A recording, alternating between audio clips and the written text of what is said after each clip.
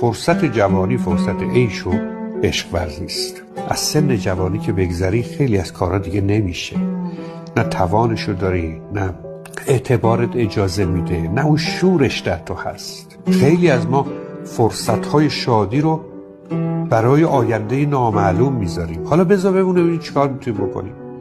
خب الان اگه میتونی از زندگی لذت ببر، الان با بچه‌هات سر کن، الان اون کاری که دوست داری انجام بده. شاید اینجا نرسیدیم به فردای دیگر.